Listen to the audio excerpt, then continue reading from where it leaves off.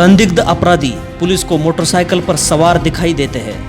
Police उन्हें रोकने का इशारा करती है।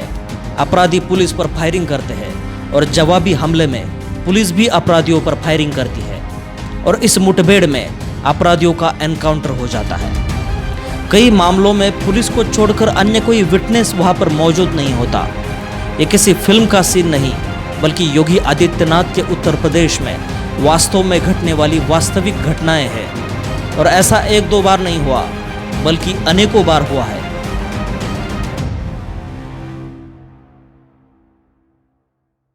अतीक अहमद के खिलाफ पीड़ित परिवारों ने मुकदमा दर्ज कराया। उसके परिवार के खिलाफ वो समाजवादी पार्टी के द्वारा पोषित माफिया है और उसकी कमर को तोड़ने का काम हमारी सरकार ने किया है।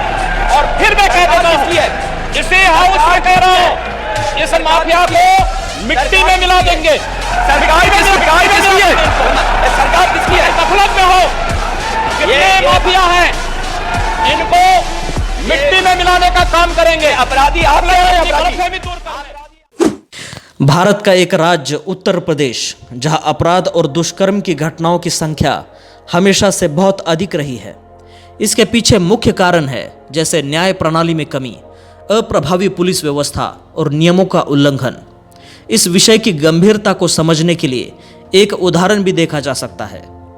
जुलाई 2020 में उत्तर प्रदेश पुलिस के द्वारा मुठभेड़ में मारे गए गैंगस्टर विकास दुबे का नाम शायद आपने सुना होगा। हिंदुस्तान टाइम्स की रिपोर्ट के अनुसार मारे जाने से पहले समय में विकास दुबे को स्थानीय पुलिस का संरक्षण प्राप्त था। गैंगस्टर विकास दुबे पर कानपुर में एक पुलिस उपाधीक्षक और 3 उपनिरीक्षकों सहित 8 पुलिसकर्मियों की हत्या का आरोप था। ये केवल एक माफिया नहीं, बल्कि अन्य अनेक माफिया और अपराधियों के कारण लॉ एंड ऑर्डर की स्थिति पूरी तरह से बिगड़ चुकी थी। माफिया राज उत्तर प्रदेश में जिस तरह से और जिस गति से बढ़ा, उसमें राजनीति का भी बड़ा हाथ था। कुछ राजनेताओं ने माफिया से संबंधित प्रश्नों को जानबूझकर अनदेखा किया। परिणाम स्वरूप वो इतना बड़ा कि अब नियंत्रण से बाहर जा चुका था। ऐसे स्थिति को नियंत्रण में करने के लिए कमजोर और अशक्त सरकार की नहीं, बल्कि एक ताकतवर नेता की आवश्यकता थी, जो योगी आदित्यनाथ ने पूरी की। जब योगी आदित्यनाथ ने 2017 में उत्तर प्रदेश के मुख्यमंत्री के रूप में शपथ ली, तो उन्होंने माफिया राज के खिलाफ कड़ी कार्रवाई करने का वादा किया था।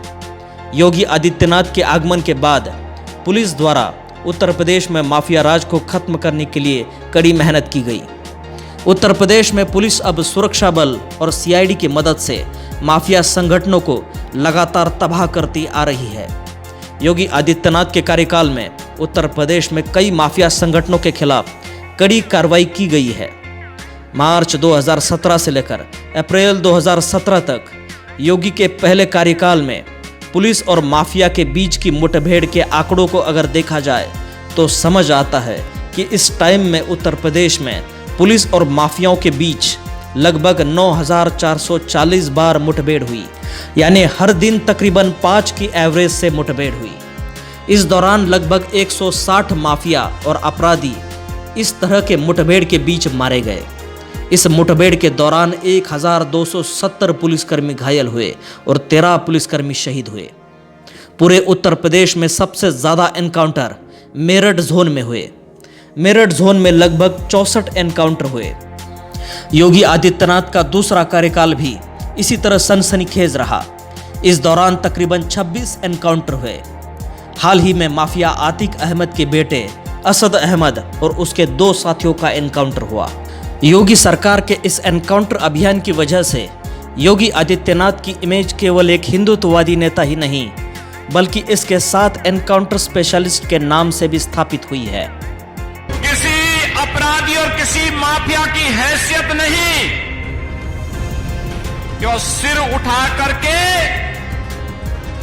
सड़कों पर चल सके। धमकी की बात तो दूर, वो सड़कों पर चल सके। और अगर किसी ने दुस्साहस किया, किसी व्यापारी और निर्दोष नागरिक पर गोली मारने का दुस्साहस किया, तो वह गोली उस व्यापारी और उस नागरिक पर तो नहीं लगी, लेकिन उल्टी उसकी छाती को बेचते हुए उसको दूसरे लोग की यात्रा को भी भेज दिया गया। योगी आदित्यनाथ का कार्यकाल पूर्व मुख्यमंत्री अखिलेश यादव की तुलना में ज़्यादा प्रभावी रहा है। खासकर आपराधिक मामलों के नियंत्रण में योगी आदित्यनाथ के कार्यकाल में आपराधिक मामलों में गिरावट दिखाई देती है।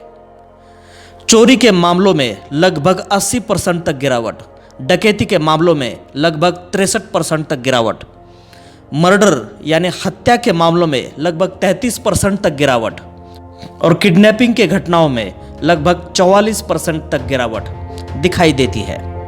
ये आंकड़े बताते हैं कि यूपी में अपराध और अपराधियों पर नियंत्रण में कामयाबी हासिल हो रही है। इस एनकाउंटर पॉलिसी के साथ साथ एक और पॉलिसी ने योगी आदित्यनाथ की प्रतिमा को और चमकाया है। वो पॉलिसी है बुलडोजर पॉलिसी। माफिया से संबंधित संपत्ति की जब्ती और अवैध घरों को गिराना। योगी सरकार ने उत्तर प्रदेश में माफिया से संबंधित संपत्ति की जब्ती और अवैध घरों को गिराना। योगी सरकार ने उत्तर प्रदेश में माफिया से संबंधित संपत्तियों की जब्ती के लिए और उनके अवैध घरों को तोड़ने के लिए एक विशेष अभियान चलाया। इसके तहत माफिया से संबंधित संपत्तियों को सरकार के हवाले कर दिया जाता है और उनके अवैध घरों को गिरा दिया जाता है। इस तरह के एनकाउंटर्स के बारे में और बुलडोजर के कार्यवाही के बारे में विवाद भी उठते रहे हैं। कुछ लोगों का मानना है कि इस तरह की हिंसा के लिए कोई कानूनी व्यवस्था होनी चाहिए, जबकि कुछ अन्य लोग इसे सही मानते हैं क्योंकि इससे जनता को सुरक्षा मिलती है।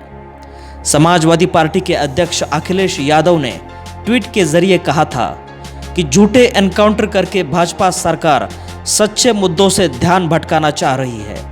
भाजपाई न्यायालय में विश्वास नहीं करते हैं।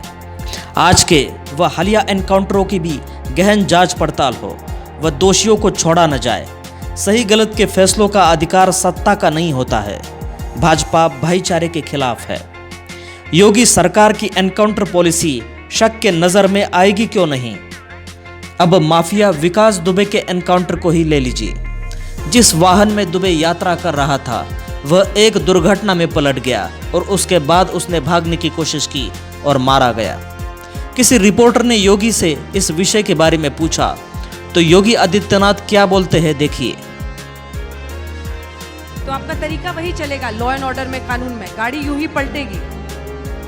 देखिए, प्रदेश में 24 करोड़ जनता के सुरक्षा सम्मान के लिए कानून का राज कैसे स्थापित होगा ये एजेंसियां तय करेंगी और उसके अनुसार ही उसको आगे बढ़ाएंगे। क्या निर्देश है आपका उन्हें? गाड़ी पलटती जाए। देखिए, एक्सीडेंट हो सकता है, इसमें कौन तोड़ रहा है? देखिए, इसमें कहीं कोई एक्सीडेंट किसी का भी हो सकता है। इस विषय पर विपक्ष का कहना चाहे कुछ भी हो, यहाँ पर मुझे आचार्य चाणक्य का एक प्रसिद्ध श्लोक याद आता है। कृते प्रतिकृत कुर्यात हिंसने प्रतिहिंसनम तत्र दोषो न पतति दुष्टे दुष्ट समाचरेत।